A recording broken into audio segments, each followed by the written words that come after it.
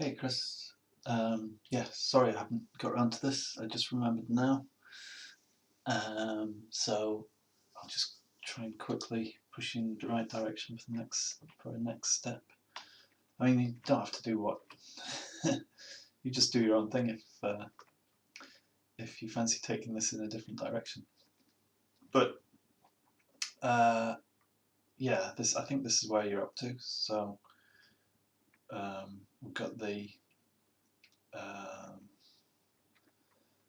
glow happening on everything all at the same time, which I think you pointed out already. That's maybe not ideal, but don't worry about it at this stage. You're not at that level of detail.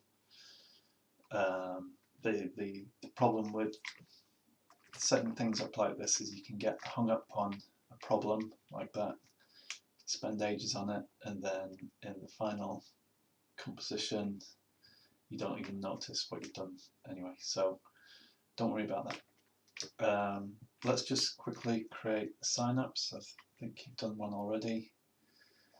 I'm just going to get an idea of the scale of things here. So that's our origin. It seems to have moved away from the origin. Oh yeah, because these are clones, aren't they? But anyway, doesn't matter. So I probably want my signups to be about that size, I guess. Just put that box alongside here. Let's say it's going to fit in there, for example. You probably want it to be roughly that size. Make it slightly bigger. Okay, so I'm just going to grab that box and open a different scene. Not that one. Open a new scene. Drop my box in. I can zero out the position.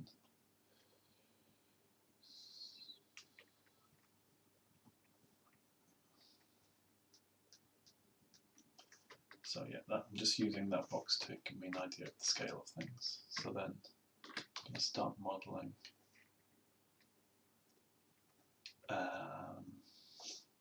Doing similar to what we did before previously. Drop that in there, and then just kind of pull these out.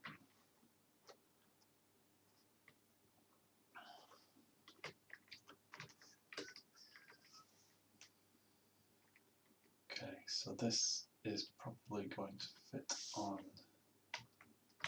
like a long spline.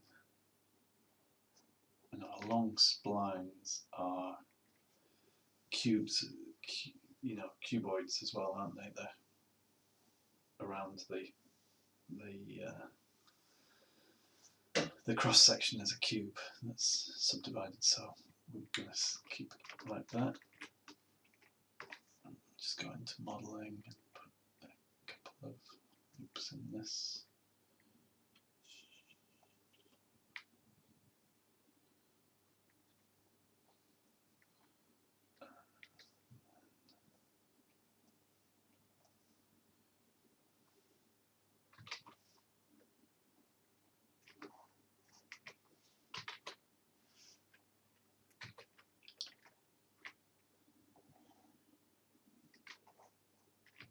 That's pretty much all it needs to be, really. Maybe it'd be nice if there was an indent here, kind of thing.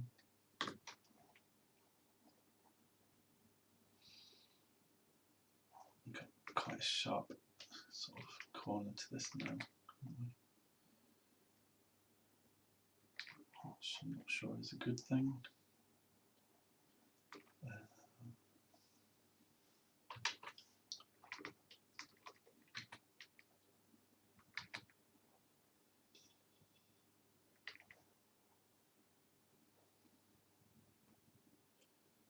could do is try and bevel this. I don't know if it'll work.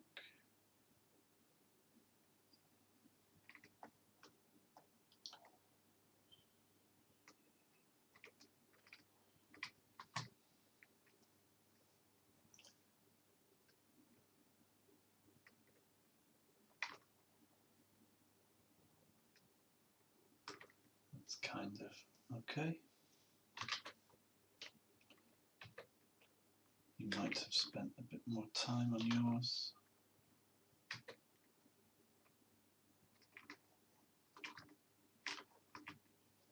But it's not wasted time. It's always good to do a bit of modeling.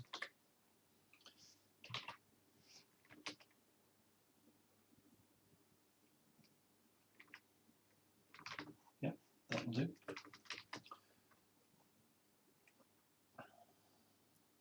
So I'm going to keep that as the low poly version. And so I'm going to duplicate it. Is that one around? Let's just drop them both in subdivision to see how they can. Yeah, they need to be a bit close together.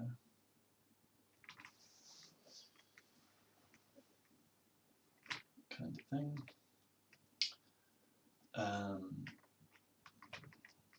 At the moment, they also look very mechanical, don't they? Completely symmetrical and all that kind of thing. They don't look very natural. We can sort that out later. We'll just use the sculpt on them. Okay, so if I grab those two together, put them in a null, you just press Alt-G to automatically drop things in a null. And then I can zero that out. I don't need to zero it out even. Okay, so now I can place this in my scene. This is my synapse.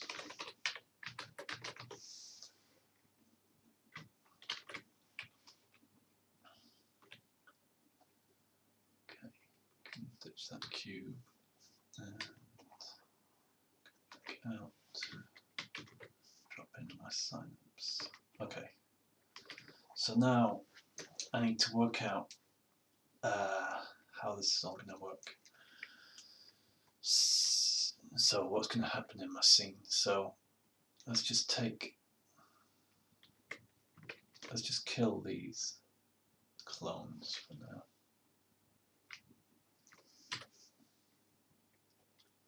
And I'm going to put this, what's my cursor? I'm going to put this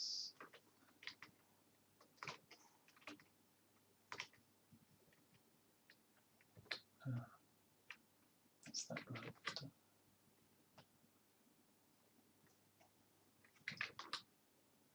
Okay. So let's just break this down a bit. Is this all my, that might all be all the original generation stuff. Oh, which one might need actually. Keep it for now. Okay, so I want to center this at 0, so that's not going to work. So this is my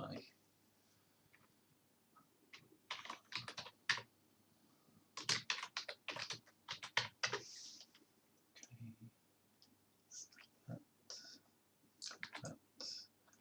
I'm just going to pop that into the middle of it. Just find the middle of the neuron. Nucleus, middle of the nucleus.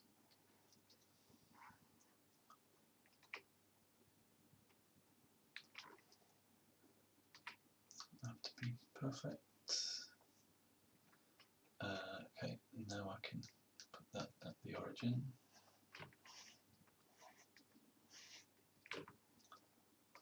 And where's Where's my synapse? My synapse is at the origin as well. Okay. Now, I think the action, or the place that the camera is going to be the synapse. So I'm going to keep the synapse at the origin and knock the neuron off to the side. So if you imagine my camera is going to be coming in here,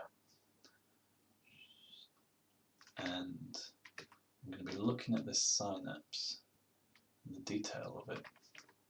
But as I'm looking at the synapse, it would be cool to have my neuron sitting in the background. So I'm just going to build a camera here, and then split my screen. And then your second screen, almost always I have it in perspective. In fact, I do always have it in perspective. Let's just make sure that my camera is looking in the right direction as well. Let's have a look at the world axis. So at the moment my camera is looking down the x-axis, which usually z is distance, so I'm going to whiz my camera around here. So I'm looking down the z-axis. It's just trying to keep things neat, that's all. So when my camera is here, looking down the z-axis at the synapse, that's going to be like where all my action's happening. And then I'm going to have this nice neuron in the background firing.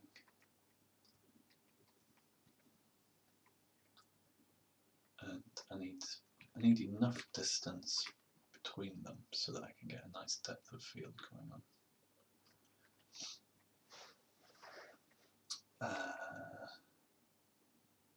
And this, it'd be cool if this was connected to the same neuron, so maybe the light comes out, boom, and then hits this and shoots off. So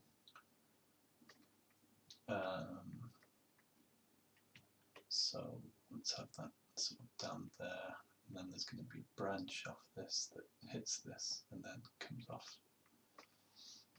Okay. Let's just keyframe my camera in this position.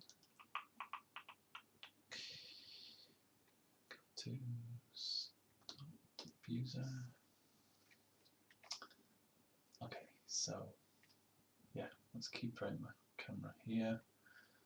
Let's say how long do we want this sequence to be? Maybe like 10 seconds. 1, 2. If you're moving in through the neuron field for 1, 2, 3, 4, like 5 seconds, and then maybe we have 5 seconds on the neuron here. So let's say 10 seconds.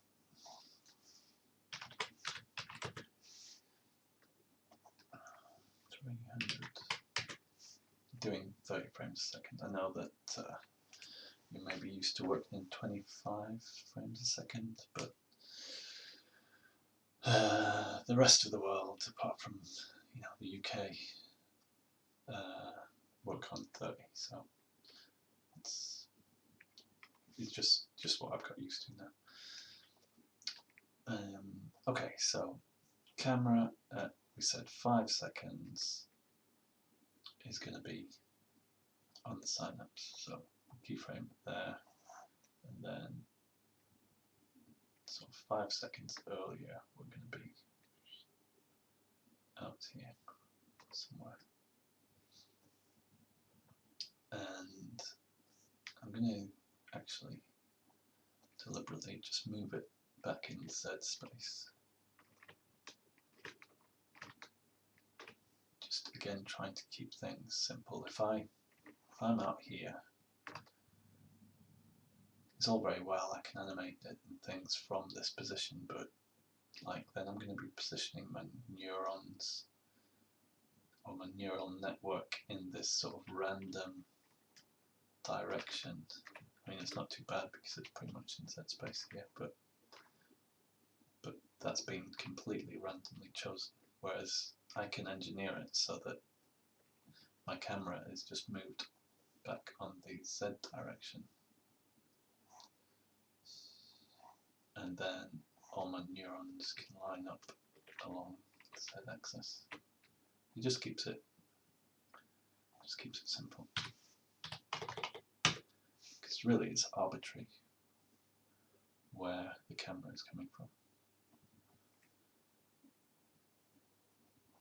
Okay, so we can zero out these for now. It's just neat to have. Maybe it's just OCD. It's just neat to have things all lined up. Right, now the next thing I want to do is just gauge the speed of things here. We want to be moving through all these neurons, and I want to understand how far the camera really needs to move.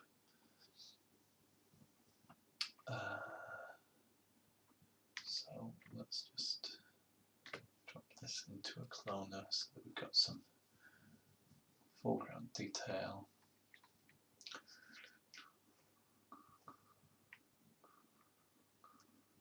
Just put it into some sort of matrix.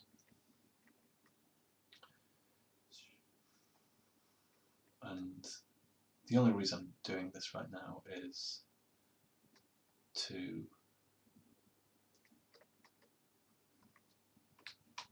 get a feeling for the speed of the camera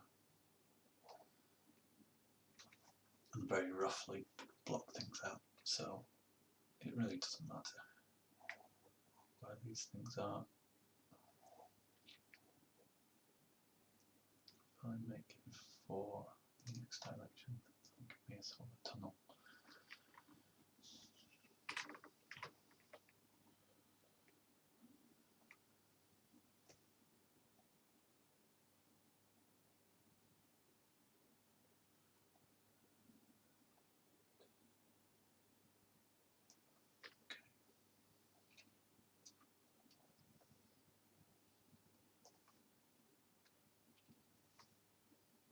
So it's really just a question of,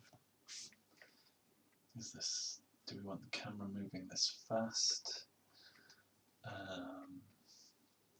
And it's really up to you.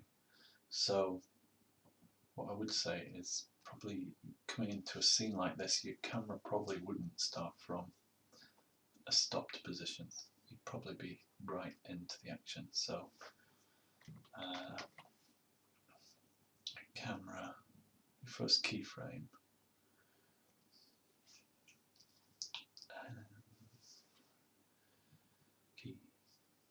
keys, spline types. I usually pop this out open, so I've got it available. And zero angle, zero length, that means it's going to start from a constant velocity.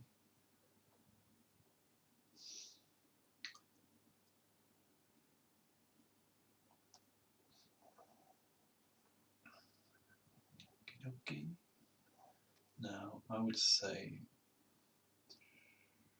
the camera's going a little bit too fast there for me,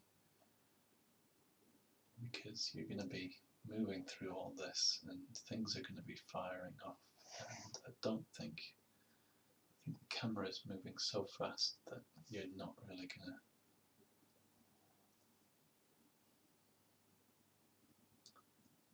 it's just all kind of mess, really. It's so fast. I mean, it's okay. It's not far off. So I'm going to bring in my camera a little bit. Say -1000. The annoying thing here is that I just need to set the camera to be 0.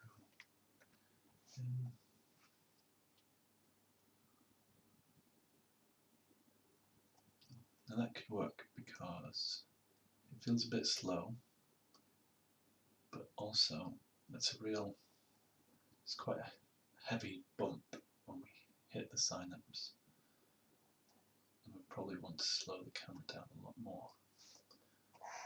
when we arrive. So what you can do is just grab this keyframe and then delete that. Just manually adjust these basically. So this is adjusting the curve for arriving at this point. So now it's sort of a slower ease in. We just look at the curve of position, for example, in here. So when I adjust this number, it just spreads out that ease in.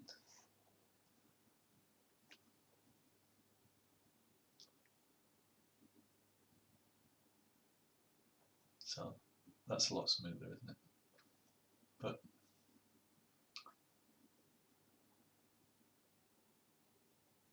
you can see it gets way too fast at the start.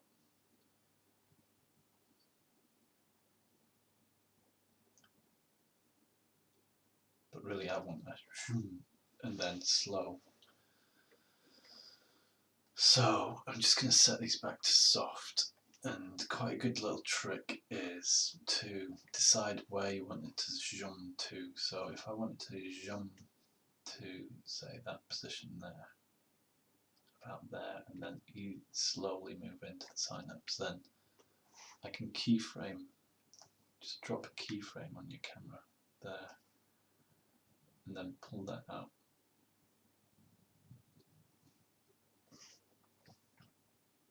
And then this should deal with the ease a little bit more as well. Okay. Still seem quite slow.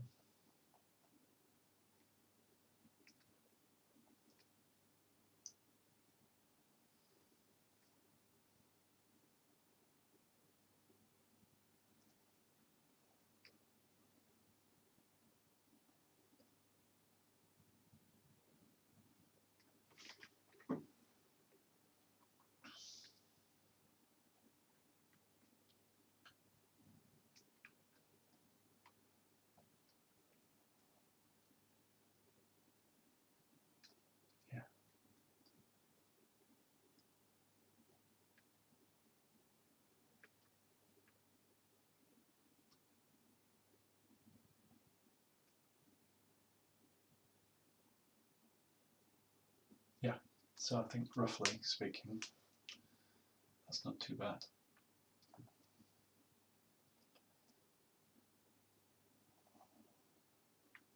Thing is,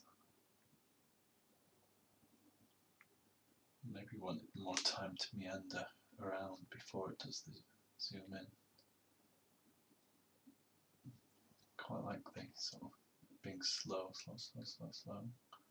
But that's kind of what I was thinking would happen later on over here. So I think maybe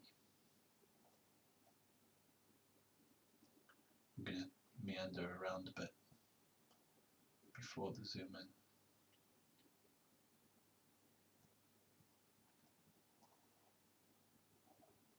So maybe here we have a bit more time.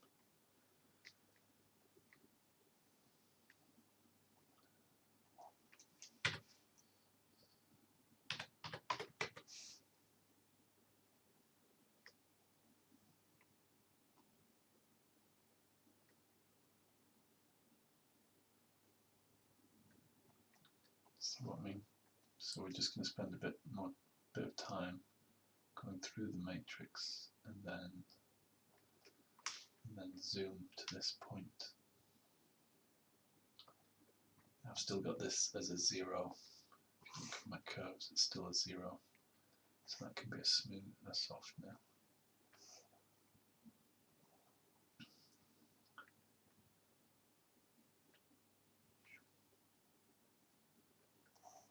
It's starting to be a bit more interesting.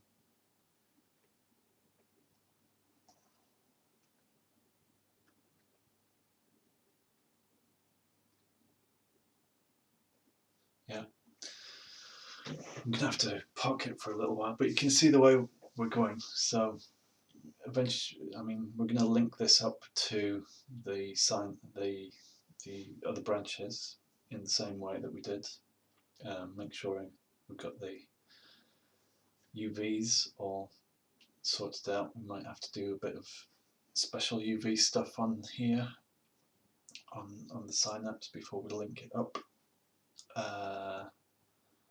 And I think in this section here it would be nice if we're maybe following a synapse, following a neuron, sorry, so we could have the camera kind of wiggle around, maybe come to a neuron, a nucleus, and then so come to a nucleus around here maybe, and then boom, move to this second one.